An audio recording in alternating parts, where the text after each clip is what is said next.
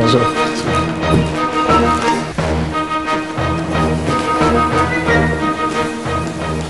Bienvenue sur la TFM. Merci à tous les téléspectateurs de la télé Futur Média. Nous sommes aujourd'hui avec M. Momar Nguer. Momar Nguer est directeur Afrique, Moyen-Orient de la branche distribution et services de Total, membre du comité directeur du groupe.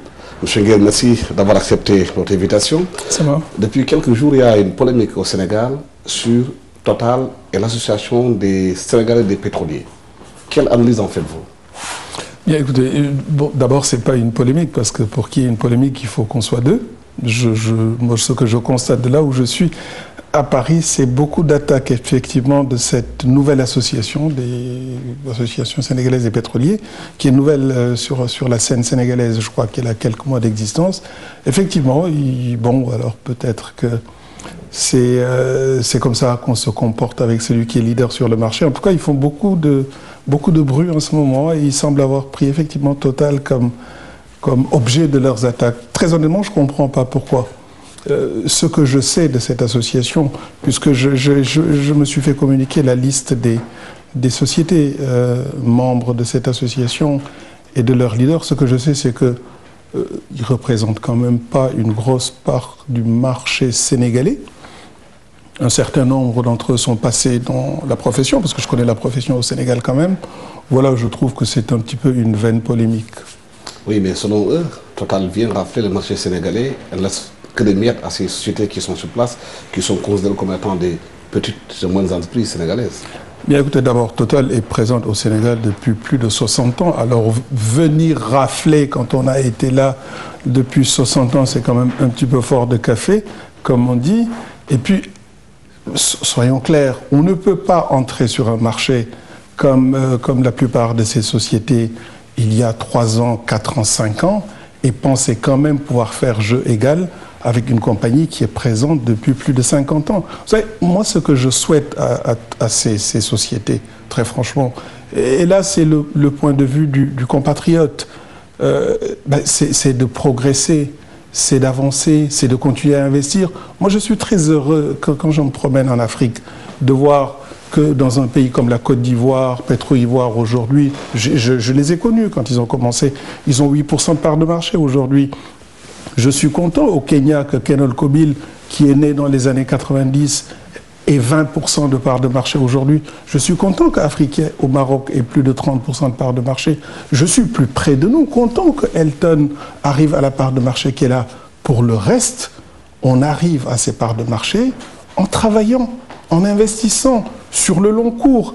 Ne pas vouloir tout de suite quand même rivaliser, concurrencer, se mettre au même niveau que ceux qui sont là depuis plus longtemps et qui tout de même, depuis plus longtemps, investissent beaucoup dans le pays. Total Sénégal investit 10 milliards de CFA aujourd'hui par an au Sénégal. Vous savez, vous ne pouvez pas créer votre société, avoir 3 stations et dire que vous allez concurrencer Total Sénégal très sérieusement. Vous ne voulez pas parler de polémique, mais eux, ils tiennent à ce mot bien précis dans la presse sénégalaise. Il y a des sorties, il y a des réponses que vous avez données aussi par rapport à votre implantation au Sénégal. Vous êtes là-bas depuis plus de 60 ans, comme vous le dites. Mais eux, ils considèrent qu'il y a un marché que vous avez signé avec Orange et Citydia sur le Orange Mobile, qui fait qu'aujourd'hui, Total a une plus-value par rapport à cela, et que eux, ça les plombe. Écoutez, moi j'ai vu la réponse que Orange a faite dans les journaux, qui est bien faite d'ailleurs. Que dit Orange? Ce que d'ailleurs on a dit depuis longtemps, qu'il n'y a aucune exclusivité. Total et Orange ont signé un accord. Toutes les compagnies qui veulent signer le même type d'accord peuvent aller voir Orange et signer cet accord. Où est le problème? Parce que considèrent-ils que s'ils veulent signer le même contrat que vous avec Orange, il y a de telles conditionnalités qui font qu'ils n'ont pas accès à ce marché? Orange a communiqué, Orange a dit, d'ailleurs un certain nombre de sociétés, je crois, ont été voir Orange. Alors, par contre, si eux, ils considèrent qu'il faut qu'ils aient 100 stations pour signer avec Orange, c'est pas possible parce qu'ils n'ont pas 100 stations aujourd'hui. Qu'ils y aillent. Enfin, on est dans un marché concurrentiel. Quand vous êtes dans un marché concurrentiel, d'ailleurs, très honnêtement, à leur place, je ne créerai pas de polémique sur cette affaire-là. J'essaierai de me différencier. Je n'ai pas à leur apprendre le métier. Mais Total est en partenariat avec Orange. Mais j'essaie de me différencier, de faire autre chose, de faire quelque chose de différent. C'est ce que font leurs concurrents dans les autres pays. Moi, je les ai vus travailler. Ils n'essaient pas à chaque fois de se dire « le leader fait ceci, je vais le faire ». Ils essaient d'être différents. Ils peuvent être différents. C'est quand même des sociétés sénégalaises. Ils peuvent apporter sur le marché des choses, peut-être, que d'autres, plus grands, ne peuvent pas apporter. Les sociétés sénégalaises qui évoluent dans le pétrole estiment qu'il y a un rapport qui est sorti par le Sénat français. C'est un rapport qui est sorti en décembre dernier, qui disait que 10 mesures, 15 priorités, parmi lesquelles que les sociétés françaises doivent faire comme font les sociétés chinoises, chasser en meute. Bien, vous savez, alors, moi, je vis en France depuis longtemps. Le Sénat français publie énormément de rapports. Total ne lit pas tous les rapports que publie le Sénat français. Et en tout cas, moi, pour définir ma stratégie en Afrique, je ne lis pas ce qu'écrit le Sénat français. Ce que je sais, par contre, c'est que moi, j'ai pris mes fonctions il y a 3 ans, à la tête d'Afrique-Moyen-Orient pour la branche distribution et services. J'ai fait un constat. Quand je suis arrivé à mon poste, j'ai fait le constat, étant africain, que l'Afrique avançait plus vite qu'on ne le pensait, que le consommateur africain avait des besoins nouveaux, que Total, qui est une grande compagnie, s'était peut-être un petit peu assoupi, et j'ai décidé, j'ai pris la décision, et je n'ai pas eu besoin d'un rapport du Sénat français, de faire repartir Total en Afrique et au Moyen-Orient. Et c'est dans ce contexte-là que s'inscrit parfaitement la politique qui est celle de Total aujourd'hui au Sénégal. Vous savez, nous, Total est une compagnie qui a toujours cru en l'Afrique. Je rappelle que dans les années 2000, quand Mobil s'est retiré d'Afrique, nous avons racheté la plupart de leurs filiales en Afrique. Je rappelle, puisqu'on est au Sénégal, qu'en 1991, 90, moi je travaillais encore chez Total au Sénégal, quand Esso s'est retiré du Sénégal et de la Côte d'Ivoire, c'est Total qui a racheté leurs actifs au Sénégal et en Côte d'Ivoire. Après, il y a eu la fusion avec Elf, et après, nous avons fait ces opérations dans un certain nombre de pays avec Mobil. Vous savez, l'été dernier, au plus fort de la crise de la place Tahrir, au Caire, etc., en Égypte, Shell et Chevron ont décidé de se retirer d'Égypte. Eh bien, Total a racheté leurs actifs. Moi, j'ai été présenté à Christophe de Margerie, mon président, un projet pour racheter leurs actifs. Nous sommes présents sur le continent depuis très longtemps. Nous prenons des risques sur le continent. Nous croyons en l'Afrique. Effectivement, nous avons une stratégie très ambitieuse pour l'Afrique. Mais pour ça, on n'a pas besoin de rapport du Sénat français. Ce n'est pas seulement ce qu'ils ont cité comme exemple, pas seulement Orange. Il y a aussi Sénac qui gère l'autoroute à Dakar. Il vous reproche un peu d'avoir mis une exclusivité sur la mise en place d'une seule station sur l'autoroute, que même ils n'arrivent pas à accéder à ce marché. Alors, soyons clairs, mais là aussi, d'abord, ce n'est pas la seule station sur laquelle le propriétaire fait un appel d'offres. Vous savez, la plupart du temps, quand nous voulons acheter un terrain pour construire une station-service, que ce soit à Dakar, à Abidjan, à Casa ou à Nairobi, que fait le propriétaire? Il nous met en appel d'offres et il dit, celui qui me fait la meilleure offre, je vais lui permettre de construire la station. C'est ce que Eiffage a fait de manière extrêmement transparente. Nous avons remporté cet appel d'offres.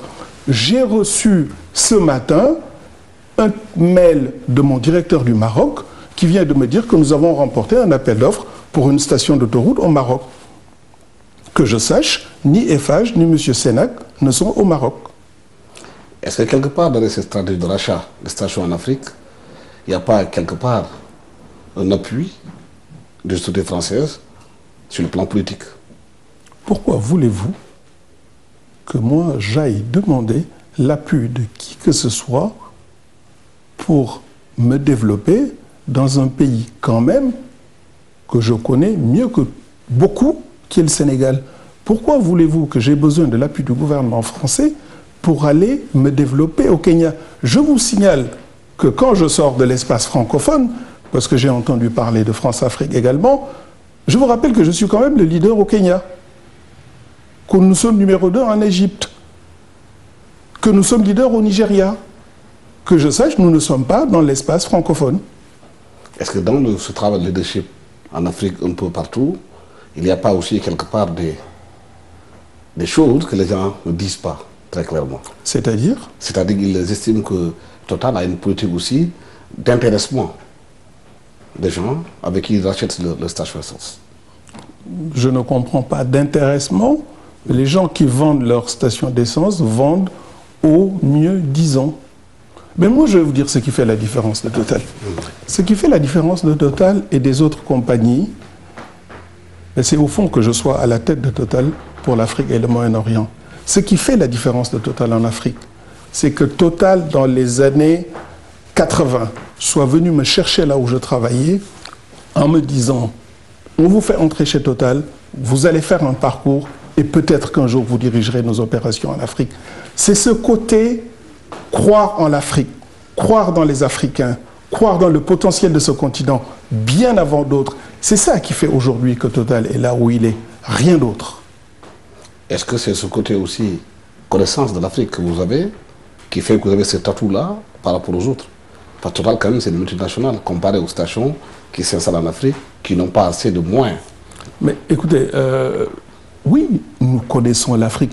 Moi, j'ai 40% de mes directeurs généraux aujourd'hui en Afrique qui sont des Africains. J'ai plus de 60% des membres de mes comités de direction aujourd'hui en Afrique qui sont des Africains.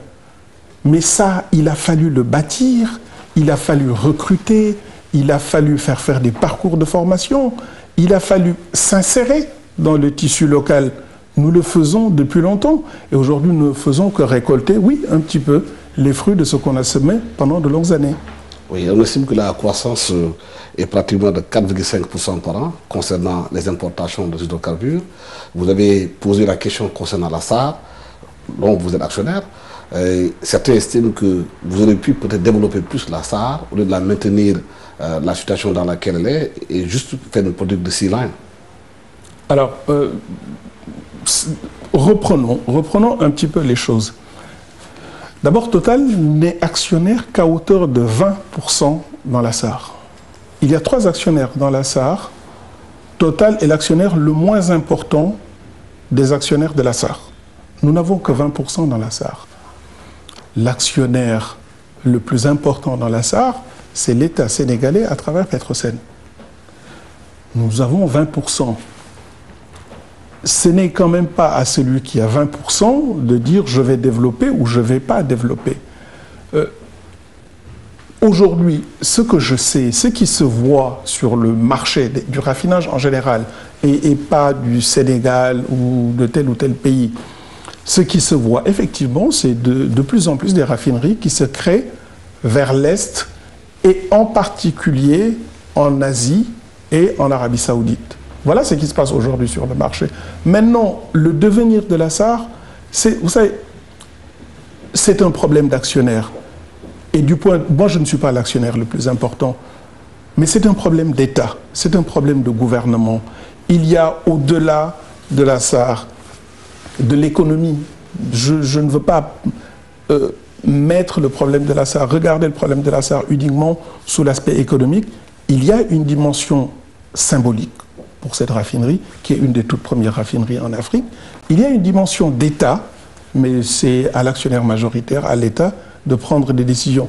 Pour ce qui est du C-Line, ce que nous disons, nous, je pense, et ça n'a rien à voir avec la SAR, ça n'a rien à voir avec le maintien ou non de la SAR. Et là, c'est le Sénégalais qui parle. Aujourd'hui, il y a 30 000 camions maliens qui entrent tous les ans au port pour charger des produits. Ce que je dis, c'est que on pourrait avoir un pipeline de produits pétroliers qui partirait de Mbao, de la SAR, et parce qu'il y a quand même des importations aujourd'hui qui se passent sur le port, par un sea line, c'est-à-dire un pipeline sous-marin à Mbao, qui arriverait sur la SAR et ou sur Sandstock. Et à ce moment-là, vous avez un pipeline enterré qui irait jusque, dans un premier temps, jusque vers Ndias ou au-delà de Ndias. Et dans un deuxième temps, qui irait jusqu'au Mali. Pourquoi je vous dis ça? Mais parce que les Ivoiriens sont en train de faire ce que je vous dis. Parce que les Congolais sont en train de voir comment faire un pipe entre Pointe-Noire et Brazza. Parce que les Congolais de Kinshasa sont en train de voir comment doubler le pipe qui va de Matadi à Kinshasa. Pourquoi? Parce que c'est le moyen le plus sûr de transporter des produits pétroliers, qui sont quand même des produits dangereux. Et alors, très franchement, éviter que 30 000 camions rentrent dans Dakar, ce serait très bien pour nos routes, ce serait très bien pour l'environnement. Mais ça n'a rien à voir avec l'avenir de la SAR. Là, c'est le Sénégalais qui parle et je dis, moi je ne peux pas être au poste où je suis. Voir ce qui se passe partout en Afrique, voir que les Kenyans sont en train de prolonger le pipe entre Kisumu et Eldoret à l'ouest du Kenya pour l'amener à Kampala, être en discussion avec des Congolais pour le pipe entre Pointe-Noire et Brazza, et ne pas avoir la même ambition pour mon pays. Et la mise en place de ce pipe, c'est la mort pour assurer ces 30 000 camions qui viennent travailler, qui font aussi travailler beaucoup de jeunes. Non, alors quand vous venez du Mali, quand même, et que vous chargez Ndias, il vous reste quand même 600 km encore à faire. Hein. Le problème, c'est simplement, dans un premier temps, le sujet, c'est éviter que 30 000 camions entrent dans la presqu'île du Cap-Vert et rentrent jusqu'au cœur de Dakar.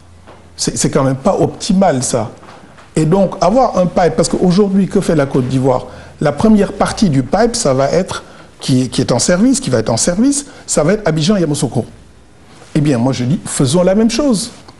La Côte d'Ivoire a l'ambition d'aller à Ferké après. Mais nous, faisons la même chose. Allons jusque vers Mbour, vers Fatick. Et après, dans un deuxième temps, on ira vers Kaolack, on ira vers Tamba et on ira à Kaï. Mais au moins, faisons ça. C'est l'ambition que j'ai, en tout cas, pour mon pays. Si le projet est retenu, c'est Total qui va le proposer? Ah, pas du tout. Moi, Total, là, je vous dis, c'est le compatriote qui parle, c'est les Sénégalais qui parlent. J'en ai parlé au président de la République quand je l'ai vu récemment. J'en parle aux autorités gouvernementales quand je les rencontre. J'en ai parlé l'autre jour à des gens de la BAD qui m'ont dit effectivement que ce projet faisait sens. Mais oui, j'en parle à tous les gens à qui je peux en parler. Mais là, ce n'est pas l'intérêt Total, c'est simplement quelqu'un qui est finalement sur le versant de sa carrière et qui se dit, j'aimerais quand même que dans mon pays, on fasse des choses comme on en fait dans les autres. Mais aujourd'hui, il y a une situation de sécurité qui se pose par rapport à ces camions. On a constaté qu'à Dakar, qu'ils entrent en ville en pleine journée, des embouteillages, et qu'ils transportent du liquide inflammable, et que ça peut causer des dégâts. Ben oui, mais c'est pour ça que je pense dire on a un pipeline qui va aller au-delà de l'aéroport, au-delà de Blaise Diagne, à ce moment-là, vous avez une espèce de point de chargement unique, une espèce de port franc là-bas. Ben, les camions viendraient, chargeraient là-bas, repartiraient. Je pense qu'au moins sur les 50-100 km là, on n'aurait pas, franchement, quand vous prenez, et l'autre jour j'ai pris cette route-là, en rentrant de Mbour, Sali, quand vous prenez la route et que vous rentrez sur Dakar, vous avez ces gros camions qui sont sur la route, c'est pas optimal et c'est dangereux. L'autre projet que les pétroliers au Sénégal disent que vous êtes en train de préparer, c'est aussi de signer avec vos stations d'essence, comme à Dakar, un contrat avec les banquiers, avec la SGBS, pour mettre des gaps, les distributeurs de banques, des guichets automatiques de banques, pour que les gens puissent, en achetant leur carburant, pouvoir retirer de l'argent et tout. Et là aussi, la question revient, c'est celle de oui, ce conglomérat de sociétés françaises et encore qui c'est ça le cœur de l'économie sénégalaise. Bon, alors, vous voulez que je fasse ça avec une autre banque? Je pose une question. Non, mais on pourrait, il n'y a pas de problème. Vous savez, on travaille avec toutes les banques au Sénégal. Total Sénégal travaille avec toutes les banques au Sénégal. Demandez aux directeurs des banques, en plus j'en connais beaucoup, ben, demandez-leur si on travaille avec toutes les banques au Sénégal. Mais ils ont cité spécialement la SGBS qui est une banque à capitaux français. Bon, je pense qu'on fait des tas de choses avec d'autres banques. D'ailleurs, je ne suis pas sûr que la SGBS soit la banque avec laquelle on travaille le plus au Sénégal. Mais est-ce que ce projet est en cours? Je vais vous dire, tout ce qui peut faire de nos stations-service des lieux de vie, Total en sera. Le M-Payment, le transfert avec Wari ou avec d'autres, avec Johnny, Citydia, les boutiques, nous avons comme ambition de transformer nos stations en lieux de vie. Et tout ce qui peut contribuer au confort du consommateur quand il entre dans nos stations, nous sommes partisans et nous regarderons tous ces projets. Alors pour mes concurrents qui nous regardent, on en a plein d'autres dans notre besace et ils vont voir. Est-ce que ce projet est prévu? Il y a plein d'autres projets qui sont prévus. Lesquels? Je ne vais pas leur faire ce plaisir, M. Diop. Et il semble aussi que Total Sénégal s'intéresse à entrer à la bourse régionale des valeurs. Oui. C'est quoi le projet? Alors, je vous en parle d'autant plus volontiers que c'est maintenant dans la presse. Hein. Nous avons au mois de mars, souvenez-vous, quand nous sommes venus voir le président avec Philippe Boisseau, qui est le membre du comité exécutif, patron de la branche marketing et services, nous avions dit au président, nous avions annoncé en primeur un petit peu au président notre intention de faire entrer Total Sénégal à la BRVM, qui serait donc la deuxième société sénégalaise à entrer à la BRVM. Pourquoi ? Là aussi, ça fait partie de notre feuille de route, de la feuille de route que moi je me suis fixée et que le groupe s'est fixé. C'est d'être ouvert sur les pays dans lesquels nous opérons. Ce que je vous ai dit tantôt sur la nationalité des collaborateurs, sur le fait qu'on ait 40% de nos directeurs généraux qui sont des Africains, en fait partie. L'autre chose, c'est de dire, on arrive à des moments où, dans nos pays, il faut certainement développer une forme de capitalisme. Et nous nous sommes dit, oui, pourquoi ne pas faire entrer Total Sénégal à la bourse d'Abidjan? Pourquoi ne pas faire participer au capital de la société des gens qui sont nos clients, qui sont nos parties prenantes, pour qu'ils participent de la création de richesses? Il y a de la richesse qui est créée par la société, qu'elle soit répartie entre un plus grand nombre. Moi, je milite pour ça. Ça fait partie de ma feuille de route. Ouvrir le capital de nos filiales. On l'a fait récemment au Maroc. En Égypte, on l'a fait. On continue à le faire. Et c'est important pour nous, ça. De façon concrète, comment cela va se faire? Alors, c'est dans les journaux. Hein. Alors, les gens peuvent acheter des actions de Total. L'action est à 12 000 CFA. Il y a un certain nombre de stations-service dans lesquelles on peut acheter ces actions-là. Ils deviendront actionnaires. L'opération est lancée depuis le 8 octobre. Il y a à peu près 3,5 milliards que nous mettons sur le marché, 3,5 milliards de francs. Voilà. Et j'espère que nous aurons un nombre important d'actionnaires sénégalais. Franchement, je serais un peu triste si dans mon pays, je n'arrivais pas à vendre Total Sénégal à mes compatriotes. Mais je suis sûr qu'il y aura une souscription importante. Donc à vos téléspectateurs, je dis, allez vite dans les stations Total pour acheter des actions Total. Comme ça, vous serez actionnaire de la société dans laquelle vous prenez votre essence tous les jours. Oui. Total, vous avez dit que c'est 75 milliards de francs CFA d'impôts pour le Sénégal chaque année. Mais c'est estime que Total n'emploie pas suffisamment de jeunes Sénégalais dans ces stations d'essence. Parce que dans les 13 pays dans lesquels vous êtes, c'est 130 000 emplois qui ont été créés directs. Qu'est-ce que vous répondez à cela? Attendez, je n'ai pas bien compris. D'abord, on n'est pas dans 13 pays, on est dans 130 pays. Oui, dans 130 pays, oui. 130 pays. Oui. Voilà. Donc vous dites, on a... Vous avez au Sénégal à peu près pas beaucoup d'emplois. Les jeunes Sénégalais sont aujourd'hui à la recherche de l'emploi. Certains estiment que Total aurait pu faire mieux que cela. Non. Alors qu'est-ce qu'on fait? D'abord, il y a les emplois de Total Sénégal. Je vous signale d'ailleurs que depuis cette année, en plus de Total Sénégal au Sénégal, nous avons déplacé une partie de nos personnels de Paris sur le Sénégal. J'ai décidé de déplacer sur 3 villes d'Afrique une partie du personnel de support, comme on dit, qui est basé à Paris aujourd'hui. Les 3 pôles, comme on dit, étant Johannesburg, Le Caire et Dakar. Donc il y a une vingtaine de personnes qui vont venir de Paris ou qui vont être mutées de Total Sénégal vers ce hub-là qui va travailler pour les pays de la région. Sur Total Sénégal, nous employons des jeunes. Nos stations-service emploient des jeunes. Vous savez, une de mes fiertés, moi, quand je suis au Sénégal, c'est de me rendre compte qu'il m'arrive de rencontrer des gérants de stations-service.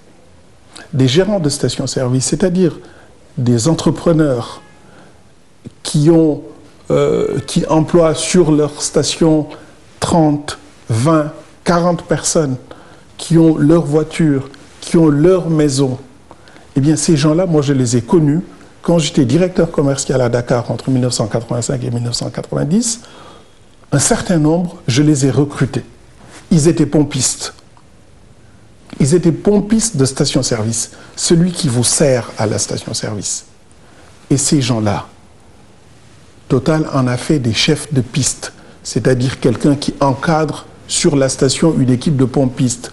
Et ensuite, Total en a fait des gérants de station-service. Total leur a avancé l'argent pour gérer la station-service. Cet argent a été remboursé petit à petit sur 5 ans, 6 ans, 7 ans avec les bénéfices qu'ils faisaient. Et aujourd'hui, ces gens-là, ils ont tout remboursé. Ils sont à la tête d'un capital de 40, 50, 100 millions de CFA aujourd'hui. Et ils emploient des jeunes dans leur station-service. Non seulement Total emploie des jeunes, mais Total emploie des jeunes à qui il donne une chance. Autre chose dont nous sommes très fiers en matière d'emploi, c'est que, là aussi, je vous donne ça un petit peu en avant-première. Vous allez voir bientôt dans les journaux, on va lancer une campagne parce qu'on a décidé d'avoir ce qu'on appelle des young graduates. Ça veut dire quoi? Ça veut dire que chez Total, on considère que sur nos pays en Afrique, chaque année, on va prendre une centaine de jeunes qui sortent d'école. Ils vont passer 6 mois dans leur pays, chez Total. Le Sud-Africain passera 6 mois en Afrique du Sud. Le Kenyan passera 6 mois au Kenya. Le Zambien passera 6 mois en Zambie. Et ensuite, au bout de ces 6 mois, on les enverra passer 12 mois dans un autre pays d'Afrique. Et au bout des 18 mois, ils seront recrutés par leur pays d'origine s'il y a un besoin. S'il n'y a pas de besoin, on leur aura quand même donné pendant 18 mois la possibilité de faire un internship, comme disent les Anglais, un stage longue durée. On leur aura permis d'avoir une exposition à l'international. On aura complété leur formation. Et ça, on va démarrer avec 100 étudiants et l'objectif, c'est d'arriver assez rapidement à 500 par an sur le continent. Voilà ce que Total fait en matière d'emploi. Et nous y tenons. Et par ailleurs, là aussi, on va sortir un petit peu de notre rôle. Dans les mois à venir, nous allons lancer un concours du jeune créateur d'entreprise en Afrique.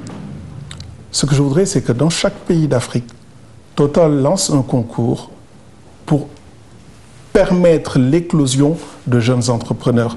Parce que je crois que c'est comme ça qu'on va développer l'emploi aussi en Afrique. On développera l'emploi en développant la création d'entreprises.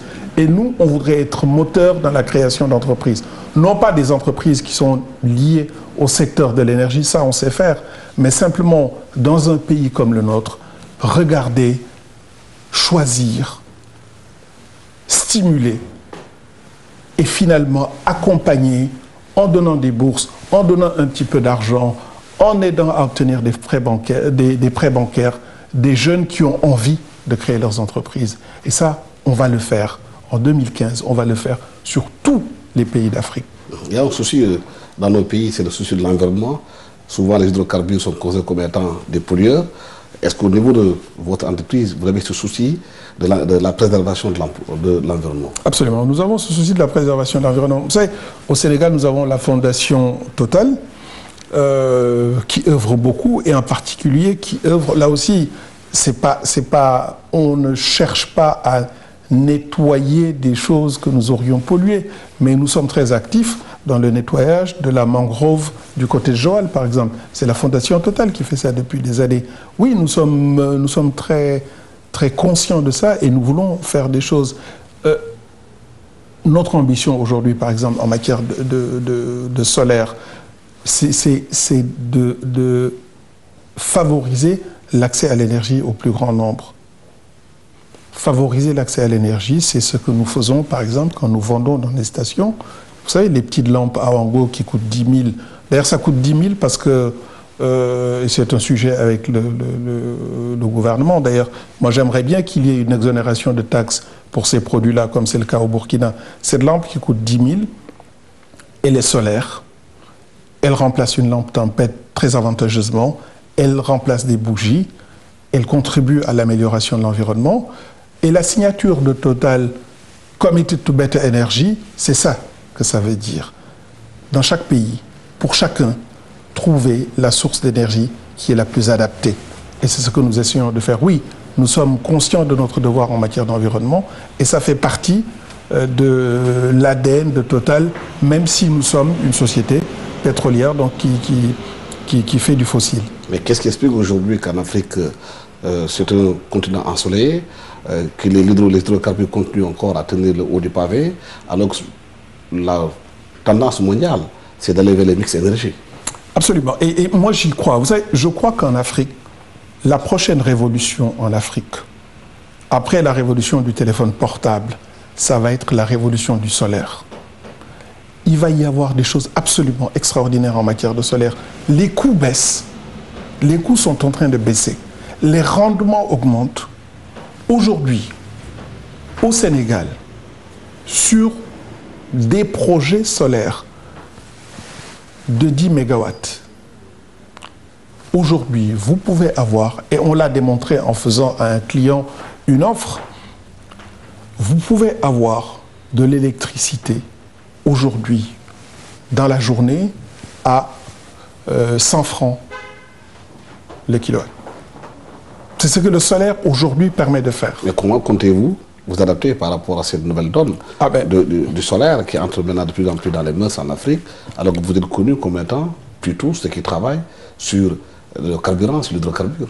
Eh bien, alors je vous apprends que Total est l'actionnaire à 60% de SunPower. SunPower, c'est la société leader aux États-Unis dans le solaire photovoltaïque. Nous avons acheté 60% de cette société il y a quelques années. Au moment où nous avons fait cette opération, beaucoup de gens se sont dit mais ils sont complètement fous, ces gens de Total. Eh bien, la preuve que nous avions raison, c'est qu'aujourd'hui, SunPower remporte des appels d'offres dans beaucoup de pays. Nous avons remporté des appels d'offres importants en Afrique du Sud. Et donc, Total est un acteur très important dans le solaire aujourd'hui. On ne le sait pas assez, alors je le dis, nous sommes un acteur important dans le solaire dans le monde aujourd'hui. Et la branche hydrocarbure, qu'est-ce qu'il va devenir dans ce sens-là? Ben, vous savez, on aura toujours besoin d'hydrocarbures.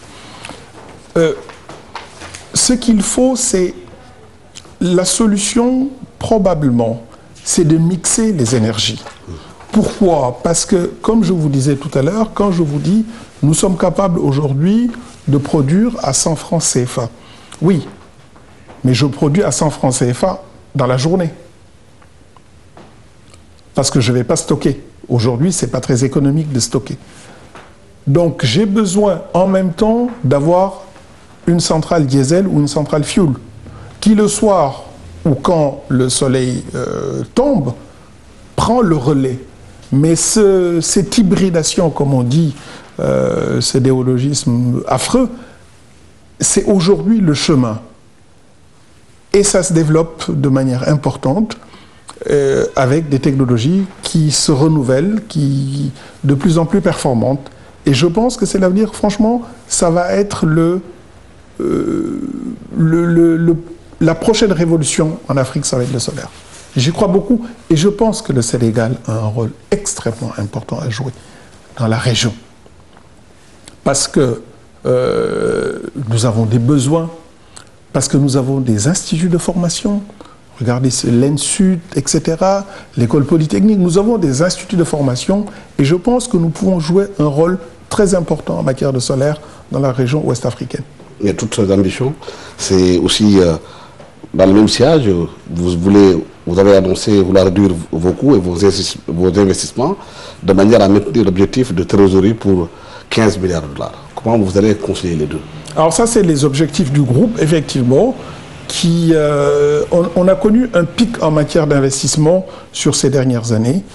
Et toutes les compagnies pétrolières se sont finalement dites, bon, il faudrait quand même qu'on réduise un petit peu la voilure en matière d'investissement. Bon, ça arrive. Et nous avons un objectif, effectivement, de réduction de nos CAPEX, comme on dit.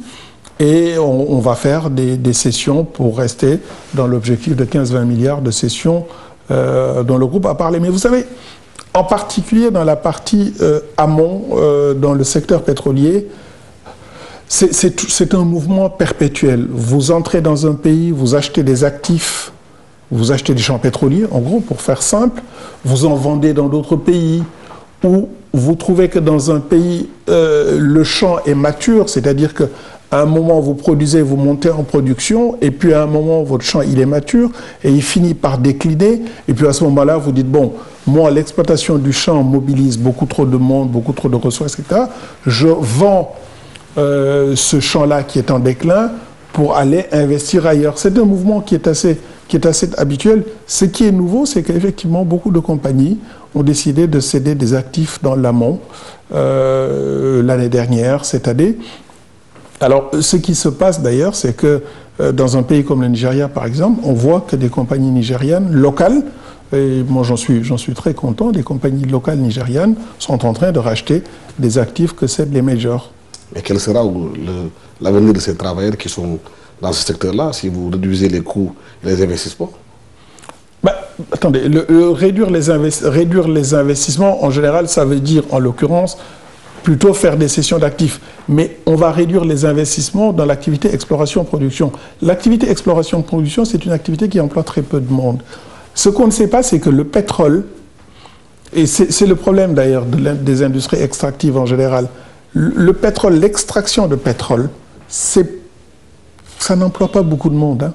C'est pas haute intensité de main-d'œuvre. Mais ça emploie quand même. Tout emploi, mais vous savez... Quel sera l'avenir de ces gens qui travaillaient dans cette exploration de pétrole si vous réduisez vos coûts? Mais ils iront faire autre chose. Ils iront faire autre chose. Et si demain, moi, j'arrête de faire de l'exploration dans un pays, si le champ a du potentiel, quelqu'un d'autre viendra me remplacer. Hein. Je vous dis, au Nigeria, c'est des compagnies nigériennes qui viennent remplacer les compagnies étrangères. Donc le travail, lui, de toute façon, il faut bien que quelqu'un fasse le travail. Au Sénégal, les gens considèrent que c'est un pays qui a peut-être un potentiel pétrolier, avec les Américains qui viennent un peu explorer dans le fleuve Sénégal vers la Casamance, mais on ne sent pas total dans cette exploration. Pourquoi? D'abord, on ne peut pas être partout, quand même, en exploration. Voilà, donc c'est comme ça dans le pétrole. Hein. Vous savez, moi je suis pas un ingénieur. Ce que je sais de ce métier de l'exploration-production, c'est que, oui, on cherche, on trouve, parfois on ne trouve pas, on abandonne des permis, et puis d'autres reprennent le permis, et puis finissent par trouver. Donc voilà, c'est un peu normal, c'est l'ordre des choses. Beaucoup disent que Total, cette année, dans sur les 3 ans, c'est dans de faire une campagne de communication assez large sur beaucoup de pays, avec pratiquement un coût de plus de 150 millions d'euros, là où vous êtes peut-être distancé par vos concurrents qui avaient mis beaucoup plus de moyens dans la communication. Et c'est dans ce cadre-là que vous allez changer même de slogan, vous concentrez beaucoup plus sur l'énergie. Oui. Pourquoi? Oui, d'abord, oui. C'est d'ailleurs plus de 150 millions d'euros qu'on va dépenser dans cette campagne. Wow. Au moins le double de ça. 300 millions d'euros? Au moins. au moins le double de ça. Alors, on a décidé de faire cette campagne parce que je pense qu'il est important aussi, quand vous faites des choses, de les dire. Je vous ai parlé tout à l'heure de ce qu'on faisait dans le solaire. Je vous ai dit qu'on ne savait pas assez dans le monde que Total est un des acteurs majeurs du photovoltaïque, un des acteurs majeurs du solaire. La nouvelle signature qui est Committed to Better Energy, c'est ça qui veut dire. C'est, oui, nous sommes une compagnie pétrolière. Notre cœur de métier, c'est les hydrocarbures, c'est le fossile, mais nous sommes poreux à ce qui se passe dans nos environnements. Et être poreux à ce qui se passe dans l'environnement, c'est essayer, pour chaque client, pour chaque partie prenante, pour chaque pays, pour chaque gouvernement, de trouver le mix énergétique qu'il faut. Mon besoin à Thiès, chez moi, dans la maison de mes parents, il ne peut pas être le même besoin que celui que j'ai dans mon appartement à Paris. Eh bien, Total cherche à ce que, dans mon appartement à Paris, si j'ai besoin de chauffage, il puisse me proposer une solution. Mais il cherche également à ce que demain, dans ma maison de Thiès, si je veux régler mon problème, qu'il puisse me proposer une solution avec éventuellement un groupe électrogène qui achètera du gasoil à la station d'à côté, mais également avec une installation solaire. Et dans un village ou dans une ferme éloignée, de pouvoir dire ce qu'on vous propose, c'est du gaz et du fuel, ou du gaz et du solaire. Voilà ce que nous cherchons à faire. C'est pour ça que nous disons, de manière très humble d'ailleurs, parce que nous ne disons pas nous vous apportons la meilleure énergie. Nous disons que nous sommes engagés vers une meilleure énergie. C'est ça le sens du mot Committed to Better Energy. Et tantôt vous parlez d'environnement poreux. Nous sommes en Afrique de l'Ouest, connue comme étant une région aujourd'hui très instable, avec ce qui se passe au Mali, les djihadistes qui sont installés là-bas, souvent qui sont friands justement de plateformes pétrolières, dans leur stratégie de neutraliser les gens. On a vu le gouvernement français qui conseille un peu à ses compatriotes de faire attention, et que c'est une stratégie sécuritaire par rapport à cela, à cette question. Bien. Alors, ça, les compagnies ne sont que des compagnies, on n'est pas des gouvernements. Ce que je sais, comme responsable, membre du comité directeur du groupe, comme vous avez dit, c'est que le groupe est très attentif à la sécurité de ses personnels.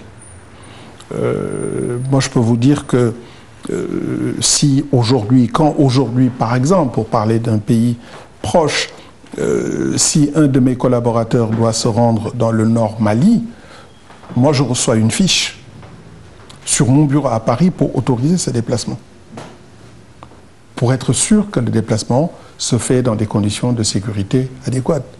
Nous vivons dans un monde qui est un monde dangereux, mais je ne voudrais pas qu'on stigmatise l'Afrique. Vous savez, il y a des endroits du monde qui de tout temps ont été beaucoup plus dangereux que l'Afrique. L'exploration, la production de pétrole, malheureusement, on ne choisit pas les pays dans lesquels on produit.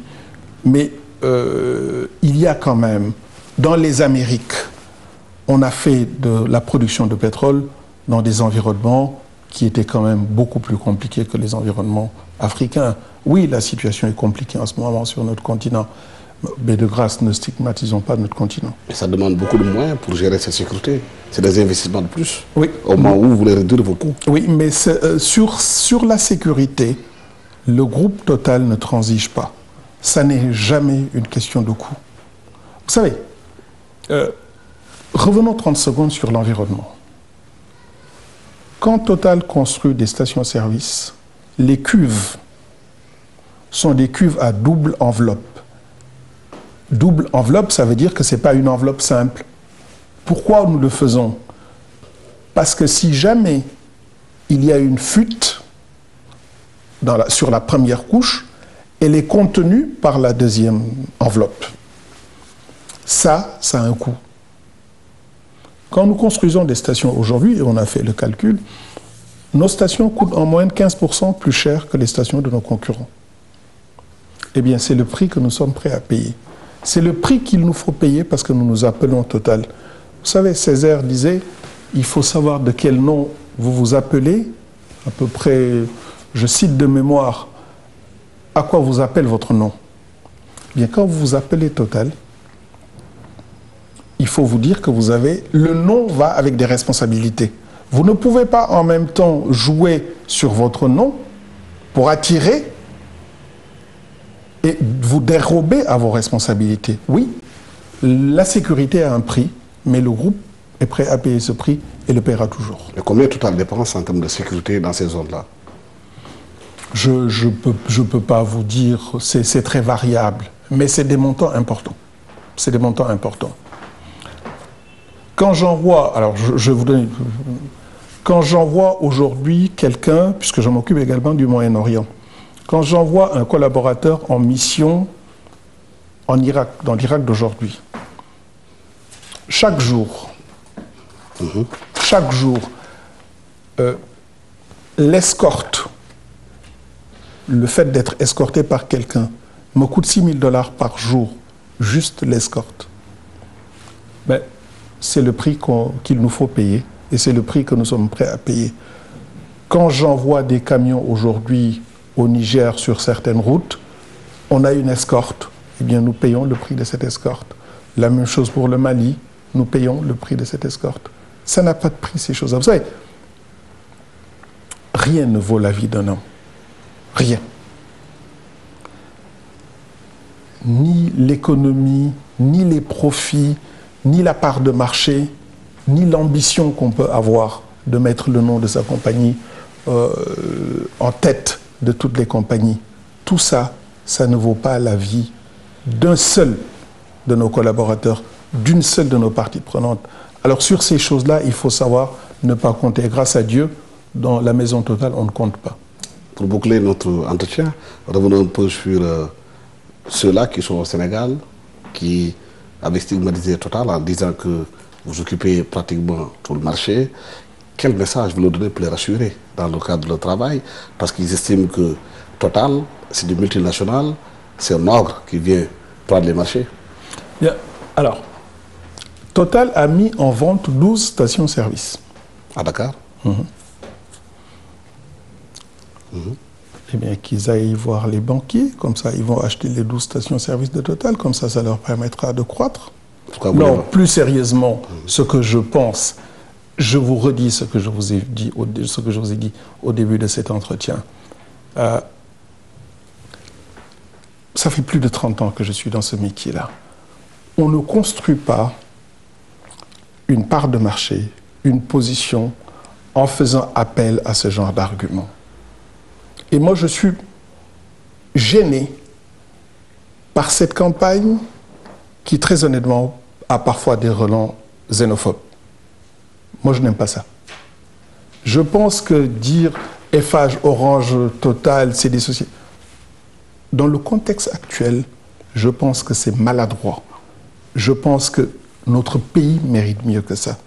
Nous n'avons jamais fait de complexe envers qui que ce soit au Sénégal. C'est des compagnies qui sont jeunes. C'est des compagnies qui doivent se développer. C'est des compagnies qui doivent essayer de mobiliser nos compatriotes, le capital dans le pays pour se développer en présentant des projets, en se démarquant, en étant différents. Vous savez, si vous voulez être Yekini un jour, ou Bombardier, ou Balagaï, vous commencez par des Mbapat, mais vous ne pouvez pas vous réveiller un jour et dire « Je vais défier cela » et n'avoir que ce mot-là à la bouche. Je pense qu'il y a énormément de choses à faire. On a la chance au Sénégal d'être sur un marché en croissance. Ils peuvent prendre leur part. Et moi, ce que je leur souhaite, c'est d'arriver là où est Kernel Kobil au Kenya aujourd'hui. C'est d'arriver là où est Petro-Ivoire. C'est d'arriver là où est Africa. C'est ça. Et qu'ils ne perdent pas leur temps dans ces combats qui, franchement, sont des combats d'arrière-garde. Parce qu'ils développent tout le temps ce qu'ils appellent la préférence nationale, ils estiment qu'aujourd'hui, que ceux qui viennent investir en Afrique doivent faire ce qu'ils appellent les joint ventures. Mais je vais avoir, à l'issue de l'opération que nous avons lancée, je vais avoir plus de 30% d'actionnaires sénégalais. C'est pas une joint venture, ça? Eh bien, c'est ma réponse. Voilà. Merci, M. Momar Nguer. Merci de nous avoir reçus ici, à Paris, pour parler de Total et de la polémique qui était née au Sénégal concernant, avec les pétroliers sénégalais, l'association sénégalaise des pétroliers, pour apporter des éclaircissements par rapport à ce débat qui se pose au Sénégal, qui tous les jours est dans les journaux. Merci à toute l'équipe technique qui m'a accompagné pour la réalisation de cette émission. Merci. Au revoir. Merci de m'avoir invité dans votre belle émission. J'espère que j'ai eu l'occasion de donner quelques éclaircissements. En tout cas, c'était un honneur d'être votre invité. Merci.